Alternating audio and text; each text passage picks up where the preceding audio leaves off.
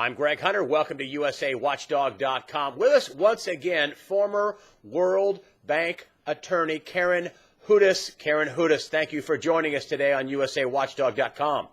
Thanks for having me back, Greg. Glad to be with you. I need to just give you a little introduction here so we can cut through all the stuff that you've talked about before.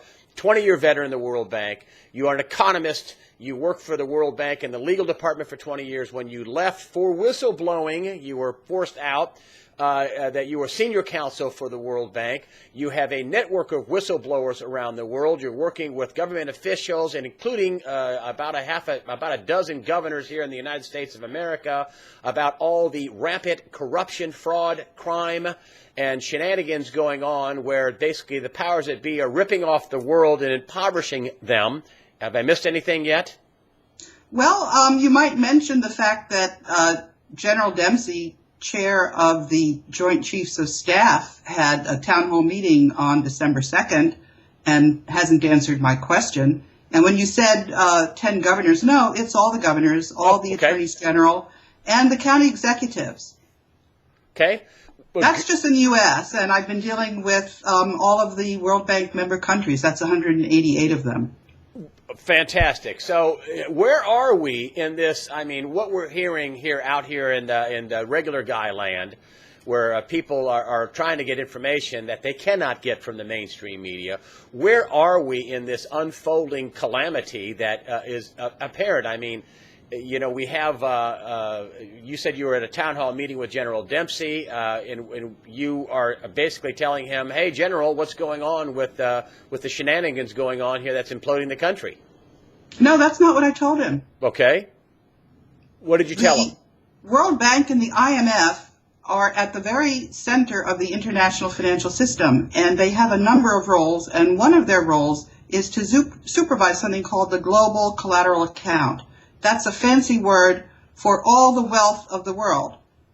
Gold, precious metals, other precious metals, treasure, paintings, you name it.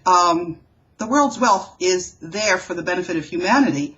And we have been offered by Wolfgang Struck, who's the authorized signatory on the collateral account, we've been offered in the United States 170,500 metric tons of gold on deposit in the Bank of Hawaii to underpin our currency, which is about to crash. The Federal Reserve notes are unconstitutional, and we don't have to pay interest on our debt. We don't have to have debt, for that matter.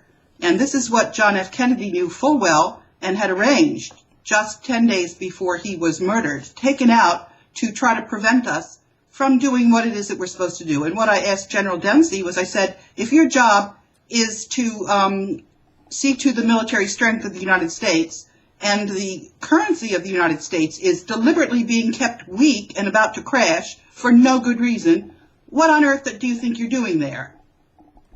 He said? He tried to get out of it. And then it was posted on Veterans Today for about a week or two, and then Veterans Today took down my question. They didn't take down the question, the follow-up questions by the other people. And, of course, I've been repeating this question in various other fora. And General Dempsey, he's just terribly discredited, isn't he? Well, let's back up before we get to the 170,000, before we get to the currency that's in trouble. Let's talk about this 170,000 tons of gold on deposit in the Bank of Hawaii. Now, a lot of people hear this, Ms. Hudes, and they say, oh, come on, 170,000 tons. I mean, we knew about 8,200 tons, and it was guarded in the middle of Fort Knox, but 170,000 tons. What do you say to people that say, oh, come on, how can there be this many, thousands of tons of gold that most people don't know about? Well, how do you answer your critics with that number?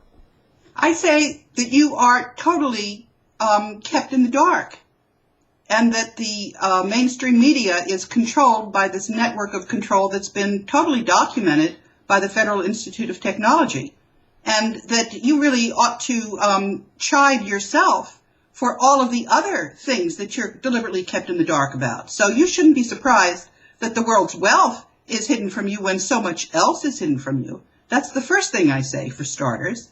And then I say I'm not the only one that's referring to this wealth. There's Lord James Blackheath. He's in the House of Lords in the United Kingdom, and he asked a question about trillions of dollars that flew into, I believe it was Union Bank of Scotland. In any event, he asked a question in Parliament, didn't get an answer, and you remember that one of the World Bank whistleblowers that I'm working with, Elaine Colville, and I have asked the UK Parliament on 3 different occasions what they thought they were doing. The last occasion was in July when they wanted to know whether the complaint procedure was working. And I said, it's absolutely not working, and Parliament, UK Parliament, is AWOL. That means absent without leave, because they never followed up on the unanswered questions. But actually, they did follow up, because a UK lawyer got in touch with me right after my first question was published in the UK Parliament. That was in 2011. He said, Karen, it's time to go to the credit rating agencies. And I did. And, the United States credit rating was lowered by Standard & Poor's, and that's when Eric Holder decided to sue Standard & Poor's, and that's what the lawyer, Abrams, who's defending Standard & Poor's, said. He said Standard & Poor's was being punished for lowering the credit rating, and that doesn't work. So in the meantime, there's a 4th credit rating agency now, which was set up by Russia and China, and it has some private investors in there, the Universal Credit Rating Group. So we've got to solve this problem. It's not just that the United States credit rating is affected, but also the World Bank credit rating, because this corruption and the improper audit that was done by KPMG, they didn't follow the audit standards. I had been to the board. I had met with, first of all, the French had chaired the audit committee, Pierre Duquesne, and that's when Pierre Duquesne asked for an inquiry into something called the Institutional Integrity Department at the World Bank, which has absolutely no integrity. And Paul Volcker came in and did a whitewash, but that wasn't, completely covered up, because there was then an article that was put up by a group that calls itself the Government Accountability Project. But that group is a bunch of shills, so they took down their criticism. What was the criticism? The criticism was that 17 different members of the Institutional Integrity Department were punished for trying to tell Paul Volcker what was really going on. Anyway, a group called Common Dreams kept that information up on the Internet. The Internet is still mostly functional, and I say mostly because there's a lot of disinformation that goes out on the Internet. But in any event, so to answer the question of the skeptics, there is a man who has inherited the job of signing on something called the Global Collateral Account. His name is Wolfgang Struck, and Wolfgang and I have put up a lot of documentation, and we have a lot more. About this gold in Hawaii, this 170,000 metric tons. Yeah, and it's kept in the Bank of Hawaii. There's no military guarding it. I mean, people look at that. No, it's not gold that's there. What's there is a certificate. And the real gold is where we know where it is, but we don't have to tell everybody. Some people are saying we need pictures of gold bars. We can give you pictures of gold bars. Some people say the pictures are photoshopped. Where are the gold bars? Where is the gold? If it's not in Hawaii and there's just certificates, where is it? Okay, the gold itself is safe, and I'm not going to tell you, but we know where it is. And in the meantime, the certificates are on deposit in all of the banks that are too big to fail, that are really one bank. And we've got the signature of the officials. Some of those officials were placed there by Ferdinand Marcos, and they're betraying him. One of the interesting things. Wait, let me back up here. Yeah. I hate to. Well, what are the interesting things? Finish your thought, then I have another question. All right.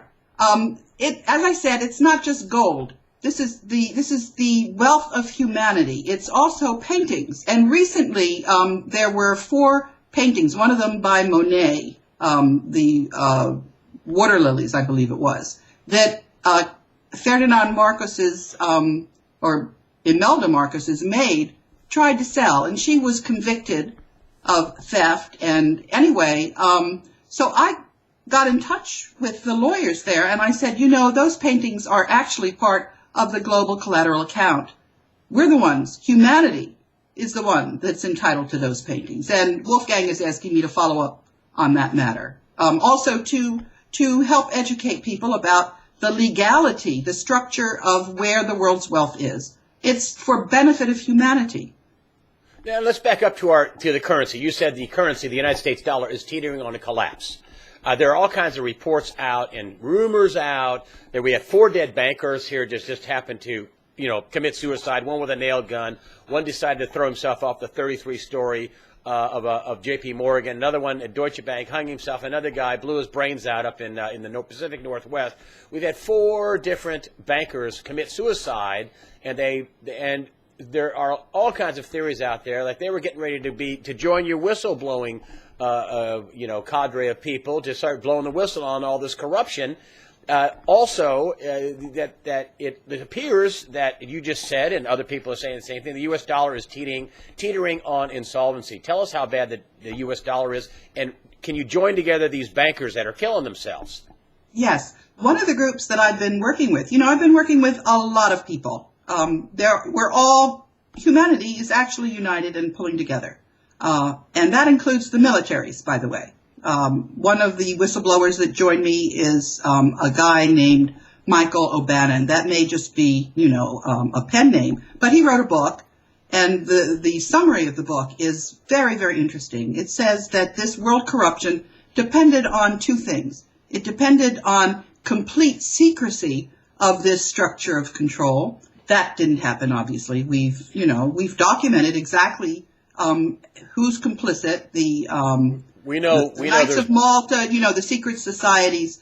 So that part doesn't work. And the other ingredient was that the military, the United States military, had to be content to be an enforcing arm. And instead, what you have is a whole series of events that show that the military is certainly not in the hip pocket of these corrupt entities. So, for example, on October 8th, there was an attempt to explode a nuclear device in South Carolina over Charleston. There were reports about that, yes. That's right. And what happened was Major General Michael Carey, he was commander of the 20th Air Force, responsible for 3 wings of intercontinental missiles, and Vice Admiral Tim Giardina, who was in charge of the Navy's nuclear arsenal. Instead, they concocted a story why those 2 patriots needed to be fired. And then there was a whole series of other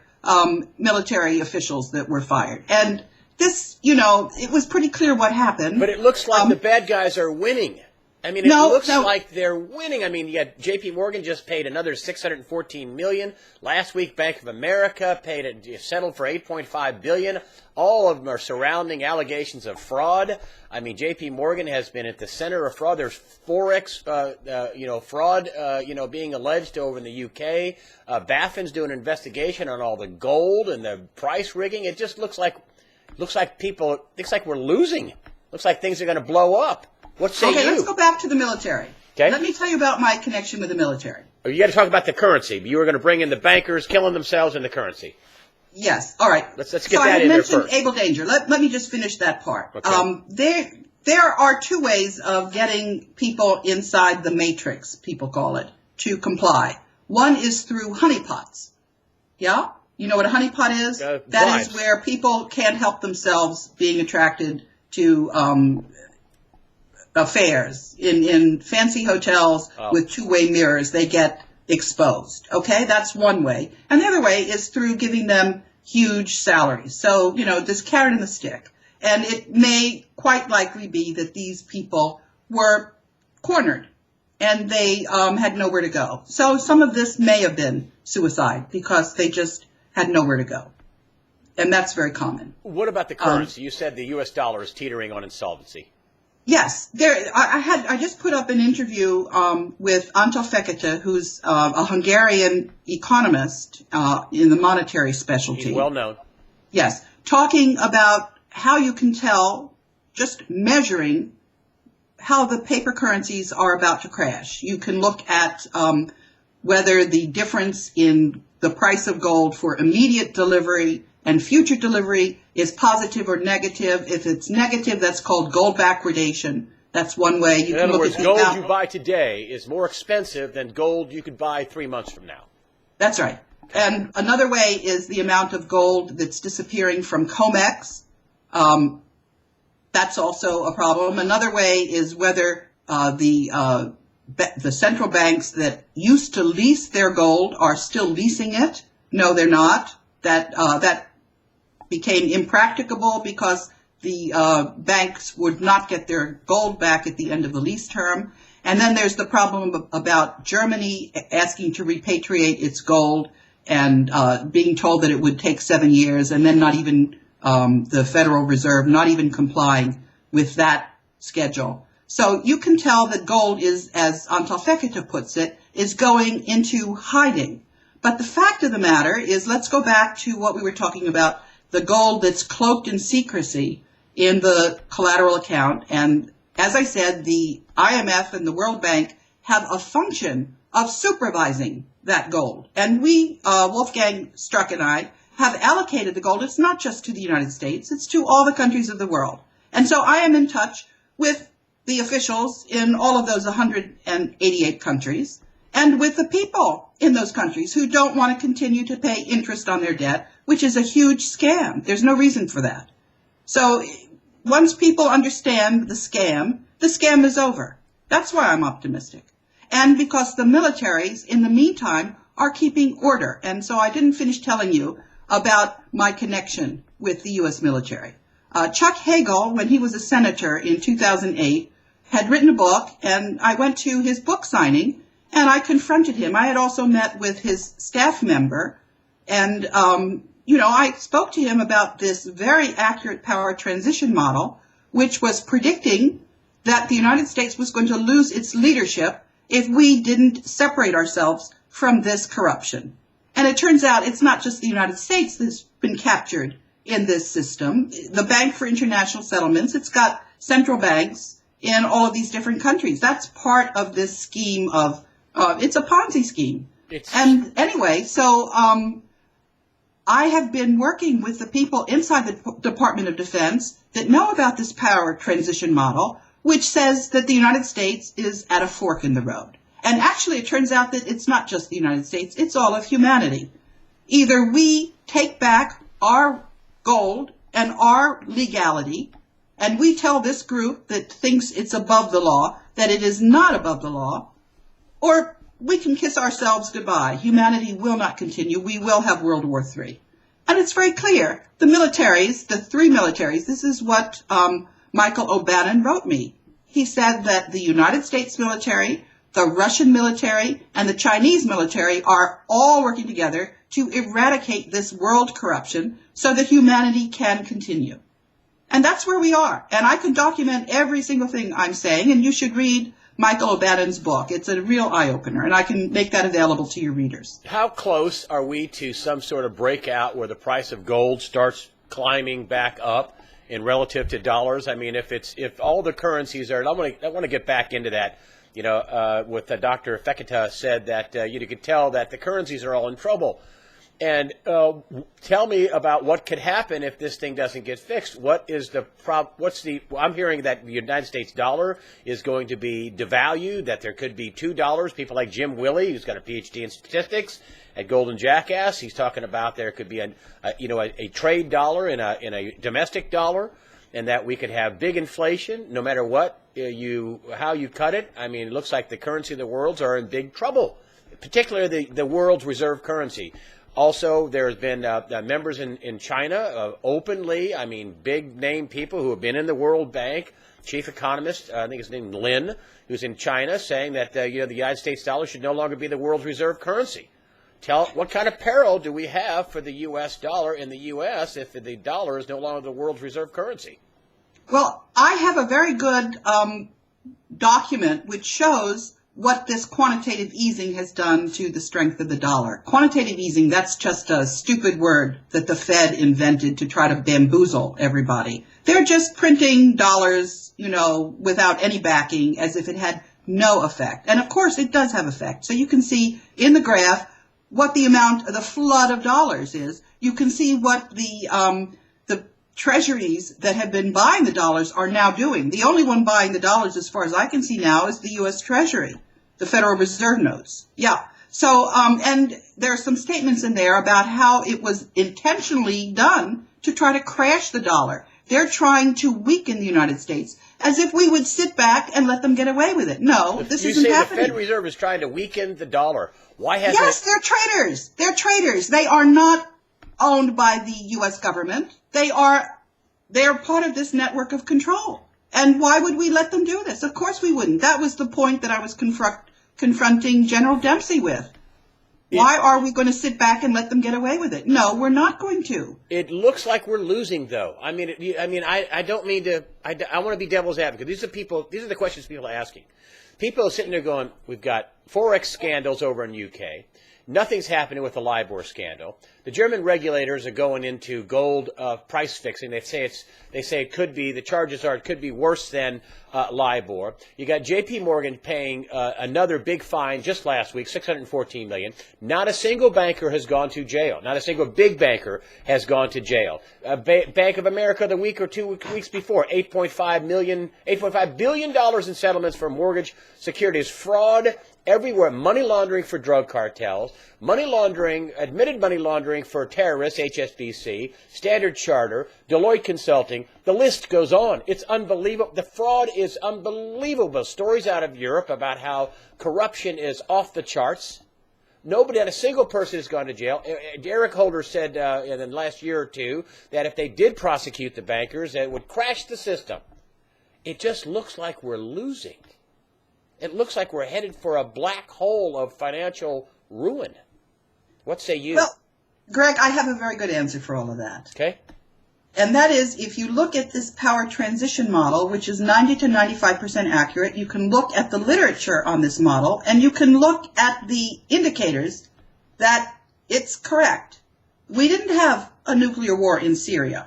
When Jacek Kugler came to me, he said, we better form these coalitions or there will be a nuclear war in the Middle East. What happened? The United Kingdom Parliament would not go forward with that fake information about sarin gas. The credibility of the mainstream media, I think that's a very good indicator for whether we're on track or not. If you ask the American public how much confidence they have in their mainstream media, it is tanking. So that tool is now no longer in the arsenal of the crooks. And that's the dynamic. And so this business about how do we know whether we're going to blow ourselves up with World War III or whether we're going to take back the rule of law and take back the gold that we own and that's there for us and that's been allocated to us by the authorized signatory. And the answer is I have no guarantees, but I do have confidence in the accuracy of this. Since I was interviewed last on USA Watch, that was, I think, on the 21st of October, we have made enormous strides, this group that I'm talking about. Tell us about some of your strides, because the news looks like that these guys are winning. I mean, John Corzine is the head of the MIRA program now, My Retirement Account. Blythe Masters is on the board of the futures trading, the FTC, the CFTC, right? And I'm thinking to myself, these are people that are swirled in reports of either incompetence or impropriety, improper management of accounts. John Corzine imploded, MF Global. He's at least incompetent. He was only at the helm for less than 2 years. Okay, let me give you some good indicators, Greg. Okay. One of the central pivot points in this power transition model is what's going to happen with Germany. Yeah? So they asked for their gold back. Now what's happened is their central bank the Germans are very angry with the Europeans for having quantitative easing in the European Central Bank. Yeah, they know there's a court case. There is a court case going on here. Yeah? So it's not all copacetic for these crooks. As a matter of fact, I think one of the best indicators is to look at gold. And where is gold? And what is going to happen with gold? Tell me what's going to happen to the price of gold. I mean, is the price about right here, or should it be much higher to equalize all these, tens of trillions of dollars in debt that's floating around the world. What's with the price of gold? The price of gold has been manipulated by up or down? It's been manipulated down deliberately. And what's happening is it's all paper that is being offered in the future against delivery. But there's many more contracts for future delivery of gold than there is actual gold in COMEX to make good on those offers. So this is not going to continue, is it? No, it's not going to continue. That means the price is going to find its a real level, which is higher than where it is now. Greg, I have, what can I say? Gold is not like your usual commodity. It does maintain its value over history consistently. It is used as currency. And nobody can take that away from gold. So what happens when the paper currencies are about to crash is you see this gold backwardation, which has been there for a year. It's not going to continue indefinitely. What's ultimately going to happen? And, going back to the question about whether I'm being overly optimistic and whether we're going to pull this out of the hat, it may be that we don't, in which case we end up in what happened in the 300, 400, just before we went into the Dark Ages, when gold went into hiding. So we have a window of opportunity, and as Untitled said, we can either make the most of this window of opportunity and bring this gold that belongs to humanity out of its cloak of secrecy and out of hiding, or we can go back into the Dark Ages, and we can have pestilence and starvation. And so for people who are, asking me what I'm doing, I turn that question right back around on them. Make yourself informed. I'm glad you're watching this. And get with the program. Demand accountability. Demand that we have a strong dollar. Demand that the program that John F. Kennedy was putting into effect before he was murdered gets implemented. We have uncut dollars that are printed that just simply have to be cut and issued. Why don't we do this? They're not Federal Reserve notes. And people don't understand this. When we give the Federal Reserve, treasuries, and then they give us Federal Reserve notes, we pay interest for them to print our money. We could just print our own money, is what you're saying. Yes. We could just print dollars. And the other thing is that, a Sakakawea dollar or a half dollar is a dollar, not a Federal Reserve coin. It's a half dollar, a quarter dollar, or a dollar. That's right. And as Antal Fekete has mentioned, Federal Reserve notes are unconstitutional. And what we ultimately have in mind is that the gold that belongs to humanity would be coined. So there's no interest on it. It's honest money. And it may take a while to coin all this gold, obviously. So there would be paper certificates of gold in the interim. And then what we have in mind is nothing, actually. People are going to have to take charge. And when I say people are going to have to take charge in the United States, what that looks like is that there's something called Article 5 Constitutional Convention. 41 state legislatures have asked for this, and Congress has no leeway. They're required to provide this. Have they done it? No. And there's a lot of disinformation because, the mainstream media is owned by these culprits. But the fact remains that Americans can do just what the people in Iceland did, and we can fix what's broken. And one of the things that's broken is the fact that we have a second secret constitution. And a lot of people think I'm speaking gobbledygook when I say this. I can show the skeptics a meeting in 1995 of researchers in Carolina who went into this second constitution was written in 1871, right after the Civil War. And so these researchers went back to see their governor's records and found out, yes, of course, there was a secret constitutional that was put into place, that was set up so that we people wouldn't actually have representation in Congress. The people in Congress would be managers of a corporation. And the states were also incorporated. This sounds ridiculous, but what's really ridiculous is that people don't know that this fact actually occurred. And I can show people the facts. the skeptics. I can absolutely prove this. Well, let's go back to gold. I want to just kind of end on, because gold to me seems like a linchpin of what you're talking about. Is that right?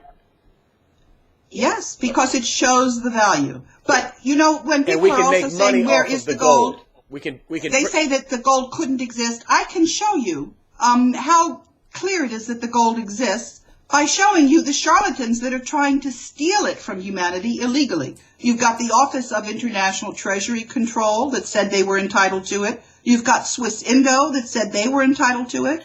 You've got a crook by the name of Dr. Hendo Henderson who says he was entitled to it.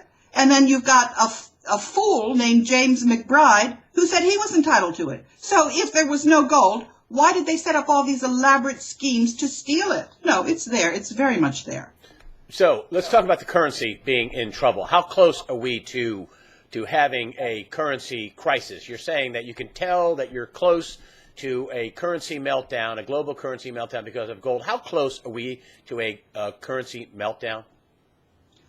We don't want to go there. But how close? I don't think we want to get close to the edge. Gold has been in backwardation now, which Antal Fekete calls a red alert. We've been in red alert now for a year. Do we want to see how close we can get to the edge? Of course we don't.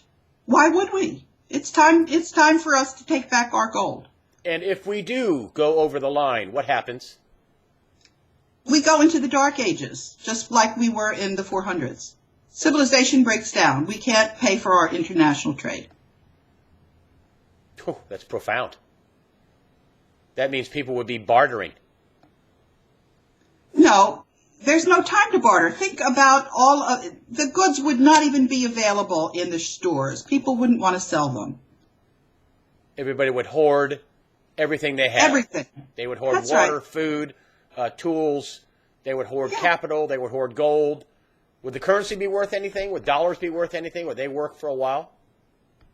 Well, there might be a period of time that you would have the prices changing, doubling and tripling on a daily basis. And dollars would work. It's just paper. It's not backed by anything. This is what happens to paper currency. I was the country lawyer in Argentina when their currency collapsed. I was the country lawyer in Nigeria when their currency collapsed. You don't want to be there. It's not comfortable.